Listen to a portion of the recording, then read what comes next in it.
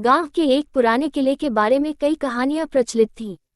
कहते हैं, रात में वहां अजीबोगरीब आवाजें सुनाई देती हैं।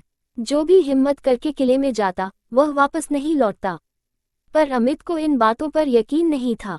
उसे हमेशा लगा कि यह बस पुराने लोगों के बनाए डरावने किस्से हैं। एक दिन उसने ठान लिया कि वह इस किले का रहस्य खुद सुलझाएगा। रात का अंधेरा घना हो चुका था, आसमान में बादल गरज रहे थे।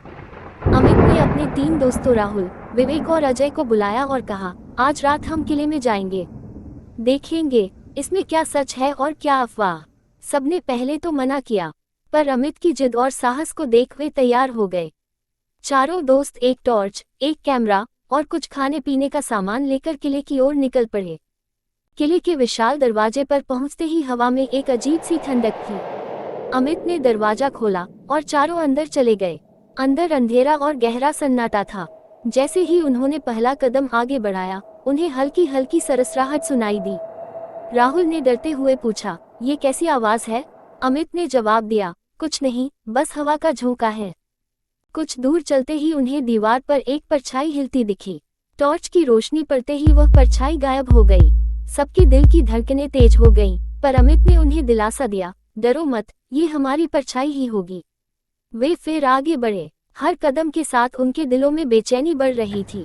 अचानक पीछे से किसी के पैरों की आवाज सुनाई दी। अजय ने मुड़कर देखा, पर वहां कोई नहीं था। अचानक एक जोरदार चीख गूंज उठी। सभी एक पल के लिए रुक गए।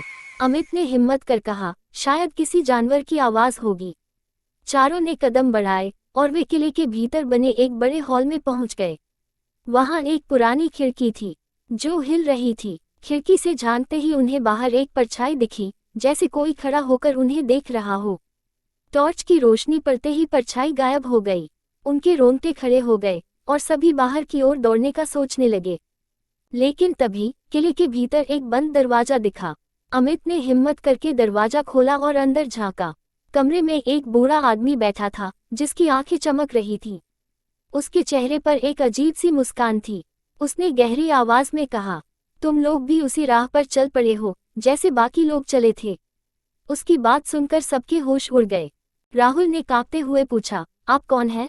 बूढ़े ने धीरे से कहा, इस किले का रक्षक। जो भी यहाँ आया, वह इस किले का हिस्सा बन गया। ये किला किसी को बाहर जाने नहीं देता। इतना कहकर बूढ़े ने अचानक एक रहस्यमयी धुआं फैलाया और सब कुछ अंधेरे में डूब गया। अचानक अमित की आंखें खुलीं। वह अपने घर के बिस्तर पर था, पसीने में लथपथ। घड़ी की ओर देखा तो सुबह के 4 बज रहे थे।